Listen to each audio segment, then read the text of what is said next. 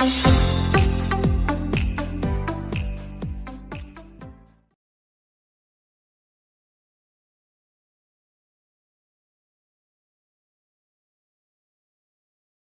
दोस्तों, नमस्कार। आप देख रहे हैं रुद्र एजुकेशन जोन अपने मित्र गौरव के साथ। दोस्तों, आज मैं आप लोगों के सामने लेकर के आया हूँ BLISS04।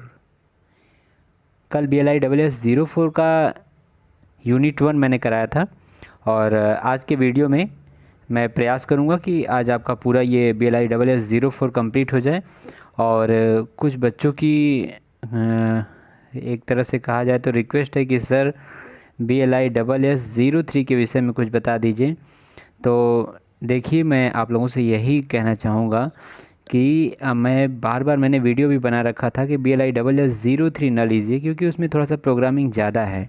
ठीक है, BLISS04 में भी प्रोग्रामिंग है, ऐसी बात नहीं है। आज मैं जो आपको ये पढ़ाने जा रहा हूँ, इसमें आप देखेंगे कि इसमें C++, कोबोल और फोर्ट्रॉन जितनी भी भाषाएं हैं, ठीक है, उसका जो है प्रोग्रामिंग इसमें भी दिया है, क्रमादेशन करके दिया है, क्रमादेशन भाग 1, भाग 2, भाग 3। ठीक है, तो वो चीज़ें हैं, लेकिन BLISS03 में थोड़ा सा प्रोग्रामिंग अधिक कर दिया है। ठीक है, उसमें प्रोग्राम लिखने पड़ते हैं, बड़े बड़े प्रोग्राम क्वेश्चन में भी आते हैं। ठीक है, और इसका तो मैंने पेपर आप लोगों को दिखा दिया था, इसमें कोई प्रोग्राम लिखने वाली बात नहीं है, इसमें थ्योरी ही लिखना होता है। ठीक है, तो आज चलिए मैं इसको BLISS04 को कंप्लीट कर देता हूँ। उसके बाद मैं BLISS03 पर मैं चर्चा ज़रूर करूँगा। ठीक है, मैं अपने बच्चों को छोड़ नहीं सकता, उनके लिए भी मैं ज़रूर कुछ ना कुछ प्रयास करूँगा कि BLISS03 के विषय में कुछ बता सकूँ। ठीक है, तो चलिए आइए बिना देर किए हुए आज का वीडियो स्टार्ट करते हैं और देखते हैं जो आपका यूनिट 2 है। ठीक है, इसमें आपका क्या क्या है देख लीजिए। यूनिट 2 में प्रौद्योगिकियों की आविष्कारिता। एक चीज़ मैं कहना चाहूँगा कि इसमें जो हिंदी लिखा गया है, ठीक है, वो थोड़ा सा टफ़ है। ठीक है ना, हिंदी जो लिखा गया वो थोड़ा टफ़ है। आप इसमें देखेंगे कि थोड़ा सा कुछ शब्द हैं कंप्यूटर के ही शब्द हैं, ऐसा मैं नहीं कहूँगा वो सारे कंप्यूटर के ही शब्द हैं, लेकिन उन शब्दों का जो उच्चारण है वो जो हिंदी में किया गया है वो थोड़ा सा टफ़ है। ठीक है, ध्यान दीजिएगा। कार्यालय स्वचालन है, इसके विषय में पढ़ना है। कार्यालय स्वचालन तो आप पढ़ ही चुके हैं, लेकिन आइए फिर एक बार देख लेते हैं कार्यालय स्वचालन है क्या भाई। ध्यान दीजिएगा, हम आज के कार्यालय में समय समय परंतु स्पष्ट रूप से विकास देख रहे हैं। सही बात है भाई, हर एक चीज़ का विकास हो रहा है। हस्तचालित टाइपराइटरों का स्थान इलेक्ट्रॉनिक टाइपराइटरों ने ले लिया तथा सब संसाधनों ने ले लिया। ठीक है, कार्यालय में कर्मचारी की परिकल्पना क्षमता बढ़ाने के लिए कई प्रकार की परिकलन उपकरण प्रस्तुत हैं। ठीक है, बार बार टाइप करने से बचने के लिए फोटोकॉपी करा लेते हैं लोग। बार बार कौन टाइप करे भाई। तो ये सारी चीज़ें बदलाव देखने को मिला है। ठीक है, ये वर्तमान कार्यालय है। तो उसी तरह कार्यालय स्वचालन। अच्छा, एक बात मैं बता दूं, मैंने इससे पहले जो BLIS08 पढ़ा था उसमें आप पढ़े होंगे पुस्तकालय स्वचालन। ठीक है, चैप्टर था ना पुस्तकालय स्वचालन। ठीक है, तो उसमें क्या था, पुस्तकालय का जो पुस्तकालय को उसको रनिंग कराने का तरीका है वो क्या किया जाए, स्वचालित उसको कर दिया जाए, जिसमें कंप्यूटर का प्रयोग किया गया। तो इसमें भी वही है, कार्यालय स्वचालन में कार्यालय को नियमित रूप से, ठीक है, सुव्यवस्थित, सुसंगठित एवं क्रमबद्ध रूप से संचालित करने के लिए यहाँ पर भी कंप्यूटरों का प्रयोग किया जाएगा, जिसके माध्यम से कार्यालय को स्वचालित किया जाएगा। आप जानते हैं, यहाँ देखिए ध्यान से, आप जानते हैं कि प्रशासनिक उपरिव्यय जैसे कार्यालय के कर्मचारियों का वेतन और अनुलाभ, किराया, बिजली, संचार व्यय दिन प्रतिदिन बढ़ रहे हैं। इसके साथ ही व्यापार में वृद्धि होने के कारण मात्रा में वृद्धि होने के संगठन चलाने के लिए अपेक्षित प्रशासनिक आधारिक संरचना भी जल्दी वृद्धि हो रही है। कार्यालय प्रचालन की क्षमता बढ़ाना अधिक महत्वपूर्ण हो रहा है, ताकि कार्यालय का प्रत्येक कर्मचारी बढ़े हुए काम की मात्रा को नियमित व समय पर पूरा कर सके। ठीक है, तो ध्यान दीजिएगा। तो ये सारी चीज़ें, इन्हीं चीज़ों को कंप्लीट करने के लिए जो काम का लोड, ठीक है, जो कार्यालय के ऊपर क्या पड़ रहा है, वर्क का जो लोड पड़ रहा है, ठीक है, वर्क का जो लोड पड़ रहा है उसको कंप्लीट करने के लिए कार्यालय स्वचालन आवश्यक है। ये है सिंपल भाषा। ठीक है, आइए आगे चलते हैं। आगे देखते हैं कार्यालय स्वचालन क्या है भाई। आमतौर पर कार्यालय के कार्यों को का प्रलेख तैयार करना, टाइप करना, प्रलेख की समीक्षा करना, ठीक है, विकल्प जैसे विभिन्न कार्य शामिल हैं। और उपयुक्त कार्यों के अलावा कार्यालय के कर्मचारियों के आपस में बाहर के देशों के साथ संप्रेषण करना, ये सारी चीज़ें हो गई। ये सारी चीज़ें किसके अंतर्गत है, कार्यालय स्वचालन के अंतर्गत। ठीक है, कार्यालय स्वचालन का संबंध यहाँ पर ध्यान से देख लीजिए। कार्यालय स्वचालन का संबंध दक्षता और प्रभाविकता सुधारने के लिए कार्यालय परिवेश में लिपि कार्यकलाप और प्रकारों की सहायता से करने के लिए एकीकृत कंप्यूटर पत्र व्यवहार कार्यालय उत्पादन प्रौद्योगिकियों और सामाजिक विज्ञान के अनुप्रयोग से है। ठीक है, कार्यालय स्वचालन का उद्देश्य लिपि प्रयासों की सहायता करके कार्यालय के कार्य की दक्षता प्रभाविकता सुधारना, न कि उनका प्रतिस्थापन करना। ठीक है, सार्थक कार्यालय पद्धतियों के विभिन्न प्रौद्योगिकियों का एकीकरण कर कार्यालय स्वचालन प्राप्त किया जा सकता है। ठीक है, देखिए कार्यालय स्वचालन में नई तकनीकों एवं उपयुक्त सभी तीनों क्षेत्रों में नई तकनीकों का प्रयोग करके कार्यालय स्वचालन को और भी सुदृढ़ बनाया जा सकता है। ठीक है, प्रलेख सृजन क्या है भाई? प्रलेख सृजन के विषय में बताइए। प्रलेख सृजन कार्यालय में बहुत महत्वपूर्ण कार्य करता है, क्योंकि इसके फलस्वरूप औपचारिक प्रलेख पत्र, रिपोर्ट, टिप्पणियाँ आदि की रचना की जाती है, जिसमें अन्य प्रयोक्ताओं के उपयोग के लिए संसाधित की जाने वाली सूचनाएं होती हैं। आजकल डाक के रूप में आवक प्रलेख मूल रूप से सुरक्षित रखा जाता है उपयुक्त व्यक्तियों के आवक डाक। ठीक है, मैंने कल पढ़ाया था ना। एक बात बता दूं, सारी चीज़ें BLIS में एक दूसरे से मिली हुई हैं। ठीक है, एक बुक पढ़ रहे हैं, साथ में सारी बुक को आप पढ़ लेते हैं अगर, तो सारी बुक आप यही समझ जाएंगे कि मैं तो ये पढ़ा रहा हूँ ना, BLIS 6 पढ़ाया, 7 पढ़ाया, 8 पढ़ाया, BLIS 04 पढ़ा रहा हूँ, आगे BLIS 05 का भी आप लोगों को समझाना है कि किस तरीके से उसको करना है, वो प्रैक्टिकल है आपका। ठीक है, वो भी मैं समझाऊँगा। तो ये सारी चीज़ें मुझे यही लगता है कि सब कुछ इसमें मिला जुला हुआ है। ठीक है ना, इसमें कोई मतलब हर एक सब्जेक्ट, इसका हर एक पेपर आपस में मिला हुआ है। डिटेक्शन शुद्ध लेख तंत्र क्या होता है भाई? डिटेक्शन तंत्र का उद्देश्य स्टेनोग्राफर के कार्य का भार कम करना है। जो व्यक्ति डिक्टेंशन श्रुत लेख, बचपन में आप लोगों ने श्रुत लेख लिखा होगा, ठीक है, वही है। उसे सोचने के समय के दौरान स्टेनोग्राफर को जो प्रतीक्षा करनी पड़ती है उसे समाप्त कर उत्पादकता बढ़ाना है। इसलिए स्टेनोग्राफर के समय का उपयोग अधिक प्रभावी ढंग से किया जाता है। यह देखा गया कि 3 या 4 घंटे की मानक डिक्टेंशन लगभग 1 घंटे के रिकॉर्ड किए गए डिक्टेंशन के बराबर है। ठीक है, कोई बोलता रहे और लिखते जाइए। ठीक है, उसमें क्या होता है कि डिक्टेंशन देने के प्रयुक्त चुंबकीय टेपों, मनोरंजन के लिए प्रयुक्त चुंबकीय टेपों में कुछ बुनियादी अंतर है। डिक्टेंशन देने की युक्ति में ध्वनि की गुणवत्ता का कई महत्व नहीं होता है और रिकॉर्ड करने की क्षमता आवृत्ति 300 से 3500 हर्ट्ज, संगीत रिकॉर्ड करने की आवृत्ति 20 से 10,000 हर्ट्ज के बीच है होगी। ठीक है, अच्छा ये रिकॉर्ड करना होता है। ठीक है, इसमें चुंबकीय टेप के माध्यम से रिकॉर्ड होता है। इलेक्ट्रॉनिक टाइपराइटर क्या होता है भाई? इलेक्ट्रॉनिक टाइपराइटर में कई उन्नत विशेषताएं हैं जिनसे टाइप किए हुए अक्षरों की कोटि सुधरती है और टाइपिंग की उत्पादकता भी बढ़ती है। इलेक्ट्रॉनिक टाइपराइटर में प्रयुक्त टाइपिंग की यंत्रावली हस्तचालित टाइपराइटरों से प्रयुक्त अलग चीज़ें हैं। टेलेक्स क्या चीज़ है भाई? टेलेक्स के बारे में बताइए। तो टेलेक्स देश के अंदर और देश के बाहर, ठीक है, मूल पाठ्यंश सूचना संप्रेषण का सबसे अधिक व्यवस्थित साधनों में से एक है टेलेक्स। ठीक है, परंपरागत टेलेक्स। ठीक है, ये क्या है? ये टाइपराइटर की किस्म का कुंजी पटल होता है। प्रतिबंधित करता है। ठीक है, संदेश की जांच की जाती है, समायोजन किया जाता है। ठीक है, ये सारी चीज़ें, ये टेलेक्स है। ठीक है ना, टेलेक्स देश के अंदर और देश की, अच्छा वहाँ पे थोड़ा सा टेलेक्स देश के अंदर और देश के बाहर मूल पाठ्यांश सूचना संप्रेषण का सबसे अधिक व्यवस्थित साधनों में से एक है। परंपरागत टेलेक्स टर्मिनल उपांत में टाइपराइटर की किस्म का कुंजी पटल होता है और टेम्पो पर प्रतिबंधित पंच करता है। संदेश की जांच की जाती है। ध्यान दीजिएगा, थोड़ा सा इसमें ना शब्दों का है हेरफेर, बस और कुछ नहीं है। सारी चीज़ों को आप जानते हैं और उसको हूबहू अच्छे ढंग से आप लिख भी सकते हैं। और मैं तो यही कहूँगा कि मेरे प्यारे भाइयों, आप लोग इसमें ज़्यादा से ज़्यादा अपनी भाषा का प्रयोग कीजिए। ठीक है, मैं यही कहूँगा क्योंकि मैंने भी यही किया था। मैं आप लोगों को बता देना चाहता हूँ कि इसमें जो है कि शब्द मैंने कहा ना कि हार्डवेयर है, यंत्र सामग्री प्रौद्योगिकी, ठीक है, CPU उपतंत्र है। ठीक है, ये सारी चीज़ें आप CPU हार्डवेयर और सॉफ्टवेयर, ये सारी चीज़ें देख रहे हैं, कार्य केंद्र सॉफ्टवेयर, ये सारी चीज़ें आप जानते हैं। इन सारी चीज़ों को आपको मैं कहूँ कि सारी चीज़ें आप लिख सकते हैं कि कंप्यूटर हार्डवेयर क्या है और कंप्यूटर सॉफ्टवेयर क्या है, ये आप अच्छी तरह से जानते हैं, ठीक है। लेकिन आप इन शब्दों पर मत जाइए। इस पुस्तक का जो शब्द है ना वो बड़ा क्लिष्ट है और इसकी वजह से आपको समस्या हो सकती है। याद तो बिल्कुल मत करिए क्योंकि ये सब याद नहीं होगा आपको। इसलिए मैं यही कहूँगा, देखिए यहाँ पर वृहद क्षेत्र नेटवर्क जाल क्रम, देखा ना, वाइड एरिया नेटवर्क। सिंपल तरीके से आपने कंप्यूटर अगर पढ़ा होगा शुरुआत में भी क्लास 6, 7, 8 में, तो वहाँ पर आपने देखा होगा कि 3 नेटवर्क हैं, लैन, मैन और वैन। 3 एरिया नेटवर्क हैं, ठीक है, ठीक है। लैन, मैन, वैन, local area network, metropolitan area network और वाइड एरिया नेटवर्क, ठीक है। तो ये वही चीज़ें हैं, ठीक है, वही चीज़ें हैं। उसी को इसमें देखिए किस तरह से दिया है। आप दे देगा कहीं वृहद क्षेत्र नेटवर्क, तो आप समस्या में पड़ जाएंगे कि भाई वृहद क्षेत्र नेटवर्क क्या है।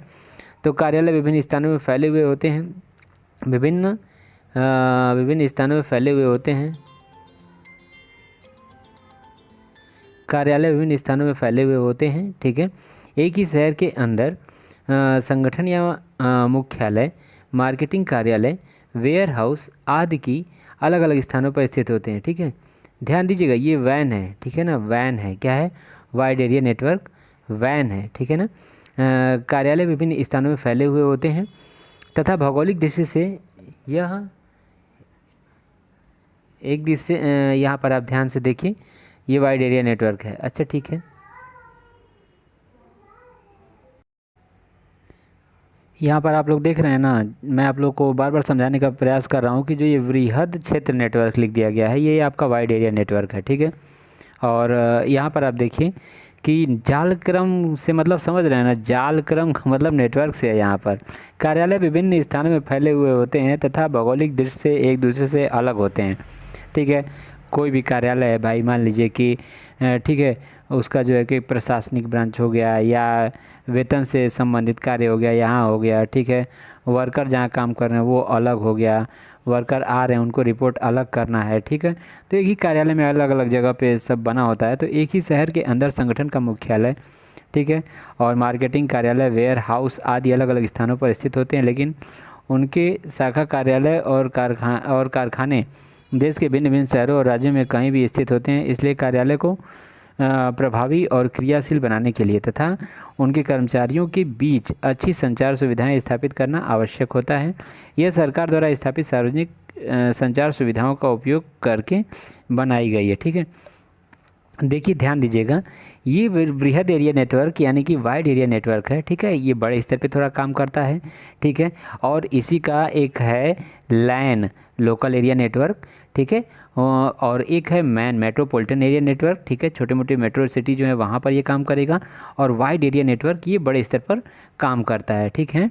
और भौगोलिक स्थानों के एक छोर से दूसरे छोर तक वृहद संचार के रूप में ज्ञात कर इस संचार सुविधा का वाक संचार के लिए सहायक नहीं होनी चाहिए, बल्कि कार्यालय संचार भी प्रभावी आंकड़ों और चित्रों आदि का सब कुछ यहाँ पर आदान प्रदान होता है, ठीक है ना। ध्यान दीजिएगा, ये उपभोक्ता एक यहाँ पर बना दिया गया है। देखिए ये कार्य केंद्र हो गया, ये कार्य केंद्र मॉडम की सहायता से ये सब जुड़े होते हैं, ठीक है। तो ये है, यही है वाइड एरिया नेटवर्क। अच्छा भाई, और आगे चलते हैं, थोड़ा सा देख लेते हैं सार्वजनिक आंकड़ा नेटवर्क जाल क्रम। थोड़ा सा देखिए, ये यही तो मैं कह रहा हूँ ना कि इसके शब्द जो हैं बड़े क्लिष्ट हैं। एक स्थान संबंध कंप्यूटर द्वारा संचार नेटवर्क का उपयोग करके अधिक सामान्य आंकड़ा संचार स्थापित किया जा सकता है। ये सब पढ़ने से अच्छा है ना कि आप कोई भी कंप्यूटर की एक बुक ले लीजिए जो आपने पढ़ी होगी 6, 7, 8 में। वहाँ पर मैं आपको यही राय दूंगा। देखिए, क्योंकि इसमें शब्दों में ना आप जाल में फंस जाएंगे। आप सीधा लीजिए, वहाँ पर आपको लैन, मैन, वैन ये सारी चीज़ें मिल जाएंगी। MS वर्ड मिल जाएगा, MS ऑफिस, MS एक्सेल मिल जाएगा। सारी चीज़ें आपको पुस्तकों में मिल जाएंगी, ठीक है। मेरे पास थोड़ा सा समय का अभाव है, वरना मेरे पास तो पुस्तकें काफ़ी हैं। 6, 7, 8 की पुस्तकें मैंने अभी तक रखी हुई हैं सारे सब्जेक्ट की। उसमें कंप्यूटर भी है और काफ़ी अच्छे से उसमें बताया गया है, समझाया गया है, ठीक है। 9th यहाँ तक कि 10th में भी मेरा कंप्यूटर था, तो वो भी पुस्तक रखी हुई है। और अब मैं आप लोगों को प्रयास करूँगा कि मैं ये सारी चीज़ें सरल भाषा में समझाऊँ ताकि आप इसको आसानी से लिख सकें, ठीक है। चलिए मैं प्रयास करता हूँ, क्योंकि ये सारी भाषाएं तो बहुत क्लिष्ट हैं, आपके लिए घातक सिद्ध हो सकती हैं। कितना आप लोग याद करेंगे। अब यहाँ देखिए मैं आपको बताना चाहता हूँ कि कंप्यूटर का परिचय खंड 3, देखिए मैं यहाँ पर इसको नहीं पढ़ाने वाला हूँ, ठीक है। क्यों नहीं पढ़ाऊँगा? क्योंकि इससे पहले मैं BLIS 08 पढ़ाया हूँ कि नहीं पढ़ाया हूँ। BLIS 08 में कंप्यूटर का इतिहास बताया, कंप्यूटर हार्डवेयर बताया, कंप्यूटर सॉफ्टवेयर बताया, व्यक्तिगत कंप्यूटर से आप क्या समझते हैं? व्यक्तिगत कंप्यूटर मतलब कि क्या? Personal computer. पर्सनल कंप्यूटर का प्रयोग आप सब लोग घरों में करते हैं, स्कूलों में करते हैं, ठीक है।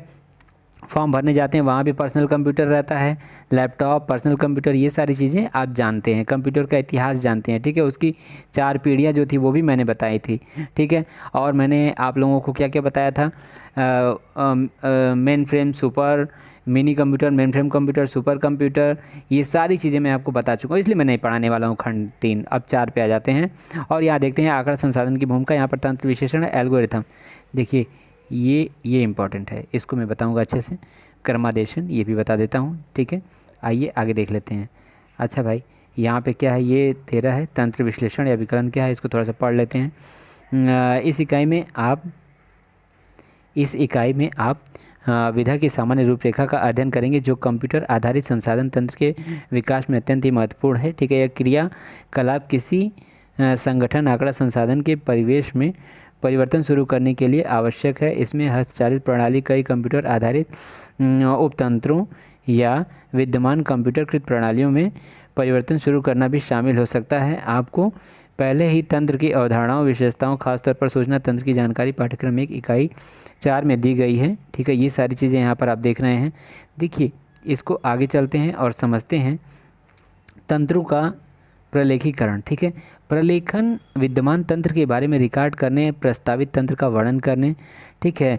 इसको आप एक तरह से समझिए ना कि कंप्यूटर तंत्रों के बीच की कड़ी यानी कि प्रलेखन तंत्र जो है, ये ध्यान दीजिए, प्रलेखन तंत्र अनुरक्षण के लिए, ठीक है, अत्यंत महत्वपूर्ण क्रियाविधि होने के बावजूद तंत्र विकासकर्ता का ध्यान इस ओर कम ही जाता है। ध्यान दीजिएगा, ये सारी चीज़ें थोड़ा सा शब्द इसके बड़े कठिन हैं भाई, ठीक है। एल्गोरिदम सीधा हम लोग पढ़ते हैं और इसको हम लोग देखते हैं, ठीक है। तंत्र विश्लेषण आप थोड़ा हिसाब से पढ़ करके और कर लीजिए।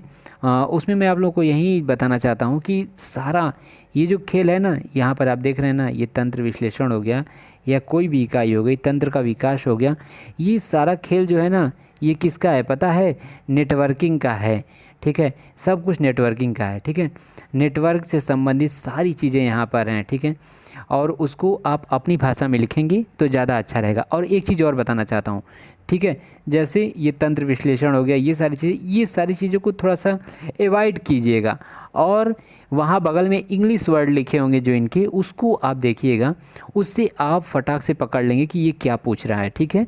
तो ये ज़रूर ध्यान दीजिएगा, इंग्लिश वर्ड पे ज़्यादा ध्यान दीजिएगा, इस पर मत दीजिएगा, ठीक है। नहीं तो आप भ्रमित हो सकते हैं, ठीक है ना। ये ध्यान दीजिएगा। एल्गोरिदम वाला में देख लेते हैं। कंप्यूटर क्रमादेश विकसित करना, ठीक है, ये एक ब्यौरेवार विस्तृत प्रक्रिया है। चिंतन, सावधानीपूर्वक योजना बनाना, सबको जोड़ना, ये एल्गोरिदम वाला चैप्टर है। एल्गोरिदम में किस प्रकार से इसको क्या किया जाता है, एल्गोरिदम होता क्या है, उसके बारे में हम लोग जानकारी ले लेते हैं सिंपल तरीके से। एल्गोरिदम की अवधारणा कंप्यूटर क्रमादेशन की बुनियाद है, ठीक है। क्रमादेशन मतलब समझ रहे हैं क्या होता है? कंप्यूटर क्रमादेशन, कंप्यूटर प्रोग्रामिंग, ठीक है।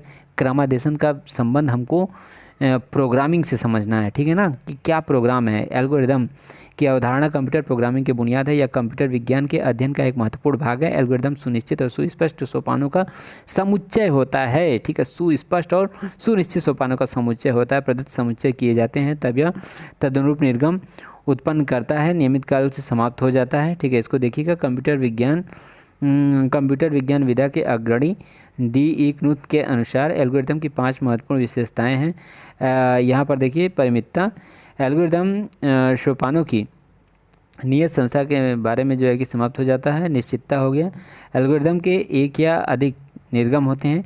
यहाँ पर देखिए एल्गोरिदम का अभी मैं आपको अच्छे से समझा दूंगा, ठीक है, कि ये होता कैसे है, इसको बनाया कैसे जाता है, ठीक है, और किस हिसाब से आप इसको सेट कर पाएंगे। तो ये सबसे पहले यहाँ पर थोड़ा सा हम लोग देख लेते हैं। कंप्यूटर सजीवन, एनिमेशन क्या होता है? एनिमेशन और सजीवन का आप देखिए भाई, संजीवन संजीवन, कंप्यूटर संजीवन एनिमेशन आप सब समझते हैं ना, एनिमेशन के माध्यम से 3D एनिमेशन, ठीक है, 3D डायमेंशनल एनिमेशन, ये सारी चीज़ें आप जानते हो कि एनिमेशन है क्या चीज़। लेकिन अगर संजीवन दे दिया तब तो आप ढूंढते रह जाओगे ये संजीवन बूटी क्या है भाई, ये क्या दे दिया। लेकिन अगर उसी की जगह एनिमेशन आप पढ़ लिए तो खटाक से आपको याद आ जाएगा कि अरे हाँ ये तो एनिमेशन मैं जानता हूँ, ठीक है। तो इसलिए इंग्लिश वर्ड पर ज़रूर ध्यान दीजिएगा, ठीक है।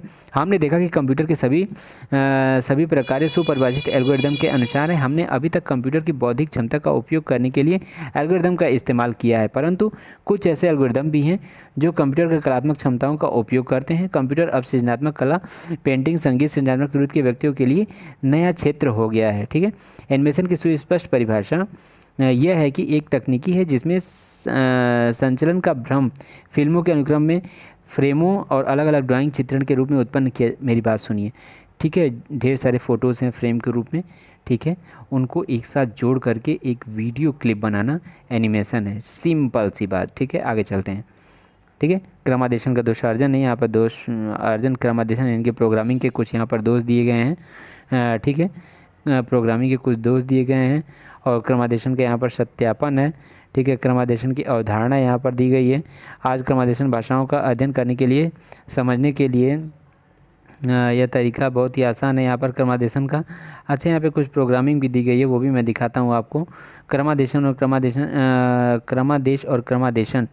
कंप्यूटर न तो सोच सकता है, न ही समझ सकता है, न ही स्वयं कुछ कर सकता है, निर्णय ले सकता है। किसी भी कंप्यूटर के लिए कुछ निश्चित आंकड़ों का स्वतंत्र रूप से विश्लेषण करना, समाधान के लिए अपनी स्वयं की प्रणाली का अनुसरण करना संभव नहीं है। क्रमादेशन को यह बताना आवश्यक है कि क्या करना है। क्रमादेशन हमको खुद आदेश देना पड़ेगा। किसी भी चीज़ को स्टार्ट करना है तो हमको आदेश देना पड़ेगा, हमको वो बटन दबानी पड़ेगी, माउस से हमको कमांड देनी पड़ेगी, ठीक है ना। मेरी बात समझ रहे हो ना, कमांड देनी पड़ेगी, कोई भी की है उसको क्लिक करना पड़ेगा, तब ये काम करेगा, ठीक है। यहाँ पर हम लोग देख लेते हैं असेंबली भाषा। असेंबली भाषा यहाँ पर है, आप लोग देख रहे हैं कि असेंबली भाषा में, ठीक है, असेंबली भाषा में आप लोग देख रहे हैं कोडांतरण, यानी कि असेंबली भाषा में जब हम संक्रिया भाग के लिए प्रतीक, अक्षर, आंकड़े या विशेष समृद्धि उद्देश्यों को पता लगाने भाग अन्य भाग निर्धारित करते हैं तो यह निरूपण कोडांतरण मशीन भाषा क्रमादेशन कहलाता है। यह दूसरी पीढ़ी की भाषा भी कहलाती है। अब ये बताइए आप लोग कि आप लोग असेंबली लैंग्वेज समझेंगे या कोडांतरण भाषा समझेंगे, ठीक है। ध्यान दीजिएगा, कोडांतरण भाषा, असेंबली थोड़ा सा हिंदी लिख दिया है, क्लिष्ट हिंदी है, ठीक है। लोड एक्स है, यहाँ पे देखिए ऐड वाई है, तो एक्स और वाई का मान, ये सारी चीज़ें ये कोड में दिया रहता है, ठीक है। ध्यान दीजिएगा, यहाँ उच्च स्तरीय भाषा, हमने क्रमादेशन भाषाओं जैसे कोबोल, फोर्टान और बेसिक के बारे में चर्चा की है। और उच्च स्तरीय भाषा में लिखा गया है कि क्रमादेशन स्रोत क्रमादेश भी कहलाता है। उच्च स्तरीय भाषाओं में ये उच्च स्तरीय हाई लेवल लैंग्वेज की बात की जा रही है।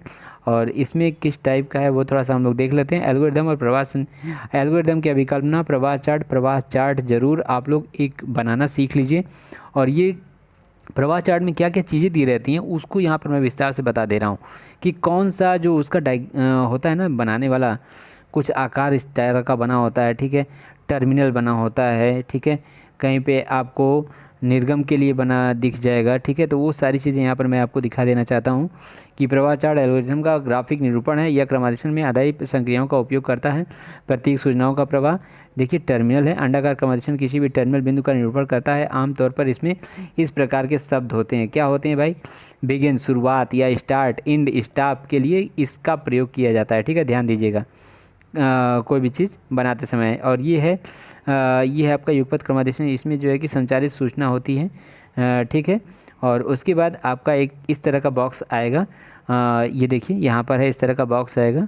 ये भी आपका क्या करता है, ये अंतरण करता है, संसाधन और आंकड़ों में परिवर्तन और अंतरण करने का काम ये करता है, ठीक है। प्रवाह दिशा ये दिखाती है, दिशा दिखाती है ऊपर नीचे।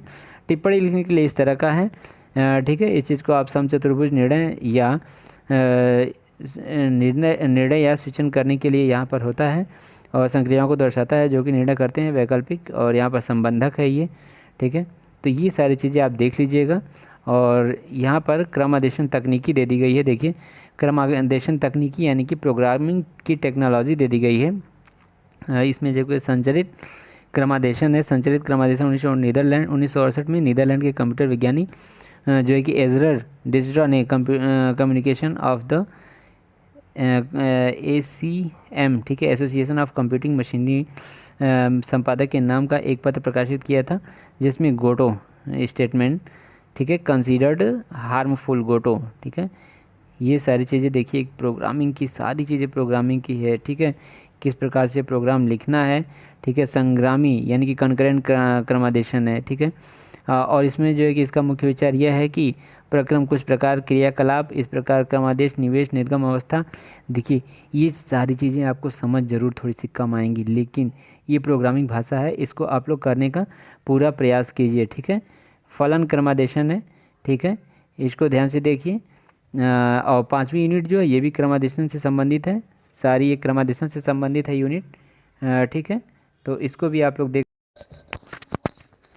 यहाँ पर आप लोग देख रहे हैं क्रमादेशन की बात की गई है, ठीक है। बेसिक क्रमादेशन और कोबोल का परिचय मैं आप लोग से बता देना चाहता हूँ कि ये जो बेसिक क्रमादेशन है ये आपका क्या है पता है, ये आपकी बेसिक प्रोग्रामिंग है। क्या है? बेसिक प्रोग्रामिंग है, ठीक है। ये देखिए यहाँ पर बेसिक प्रोग्रामिंग है। बेसिक में क्रमादेशन भाग 1 यहाँ पर बेसिक क्रमादेशन में यहाँ पर देखिए दिया गया है, ठीक है।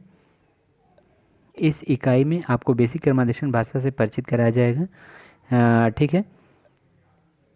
यहाँ पर आप बेसिक क्रमादेशन भाषा यानी कि बेसिक प्रोग्रामिंग लैंग्वेज, ध्यान दीजिएगा, इंग्लिश वर्ड इसका आसान लगेगा लेकिन हिंदी वर्ड थोड़ा सा टफ लगेगा। बेसिक क्रमादेशन भाषा से परिचित कराया जाएगा। कंप्यूटर व्यवसाय में क्रमादेशन सबसे अधिक प्रेरक पहलू माना जाता है। यह केवल क्रमादेशक है जिसका कंप्यूटर तंत्र में अंततमय संबंध रहता है। देखिए इसीलिए मैं कहता हूँ ना कि देखिए BLISS 0403 की अपेक्षा आसान है।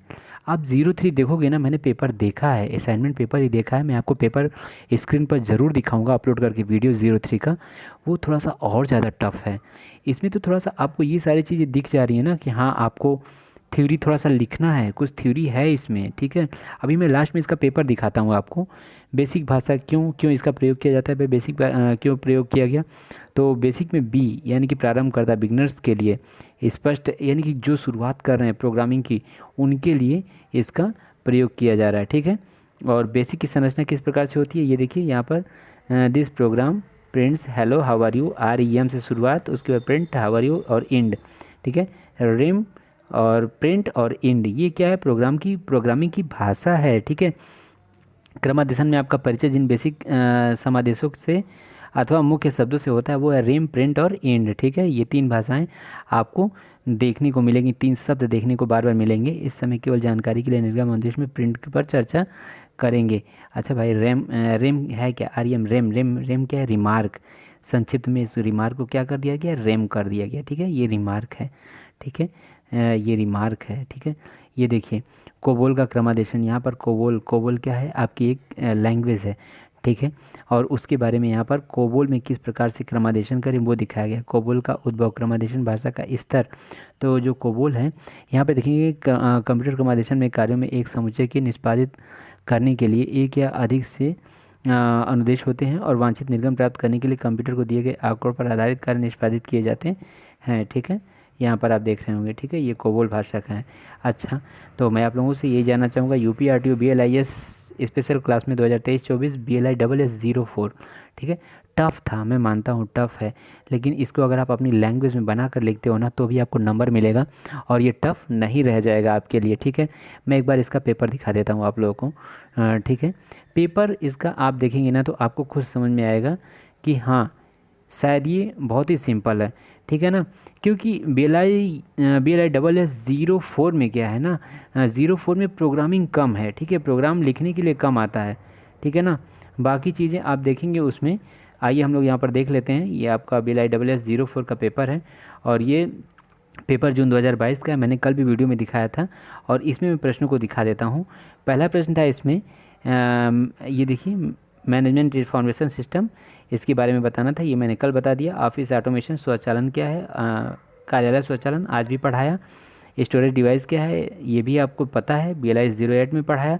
डिजिटल कंप्यूटर क्या है ये भी आपको पता है, ठीक है। तो ये सारी चीज़ें मैं आपको दिखाना चाह रहा हूँ कि BLISS04 में कितना सिंपल है। डिजिटल सर्टिफिकेशन क्या है, ऑफिस ऑटोमेशन में सहायक कैसे है वो बताइए, ठीक है। एल्गोरिदम फ्लो चार्ट अभी मैंने आपको बताया, उसमें कुछ भी आप अगर लिख देते हैं, फ्लो चार्ट कैसे कैसे बनता है उस सारी चीज़ों को लिख देते हैं, समझा देते हैं, तो आपको इसमें अच्छे नंबर मिल जाएँ। कंप्यूटर एनिमेशन आज ही मैंने बताया आपको कि किस प्रकार से कंप्यूटर एनिमेशन होता है और उसमें क्या क्या किया जाता है, ठीक है। यहाँ पर देखिए विभिन्न प्रकार के कंप्यूटर की जो है कि व्याख्या करना है, ठीक है। वर्क स्टेशन आर्किटेक्चर को समझाना है, डिजिटल कंप्यूटर में प्रिंट को समझाना है यहाँ पर, ठीक है। तो ये सारी चीज़ें हैं यहाँ पर। अभी आपको मैं बता दे रहा हूँ कि ये सारी चीज़ें जो आप देख रहे हैं ना, ये सारी चीज़ें जो आप देख रहे हैं ना, इसमें आपको बहुत सिंपल लग रहा है अभी, ठीक है। बहुत ही ज़्यादा सिंपल है। BLISS04 03 की अपेक्षा 03 का पेपर मैं आपको दिखाऊंगा, ज़रूर दिखाऊंगा, ठीक है, अपने चैनल के माध्यम से। और वो असाइनमेंट पेपर ही दिखा करके मैं समझाऊंगा कि उसमें किस तरह से प्रोग्रामिंग की गई है। इसीलिए मैं बच्चों को कहता हूँ कि आप 04 ले लो, 03 मत लो, ठीक है। लेकिन कुछ बच्चे ले लिए हैं तो फिर भी उनको समझाना और थोड़ा सा मैं सोचूंगा कि उस बारे में मैं ज़रूर बच्चों को बताऊं, ठीक है, ताकि वो आगे से जितने भी बच्चे हो BLISS04 लें, ठीक है। क्योंकि इसमें थोड़ा सा थ्योरेटिकल पार्ट आ जाता है और उसमें टोटल प्रोग्रामिंग ही रहती है, ठीक है। तो अच्छा बच्चों, आज का वीडियो कैसा लगा प्लीज़ आप लोग बताइएगा, और अगले एग्ज़ाम के लिए आप लोगों को बेस्ट ऑफ लक, ठीक है। और मेरी तरफ से ढेर सारी शुभकामनाएँ, आपका पेपर अच्छा हो। धन्यवाद।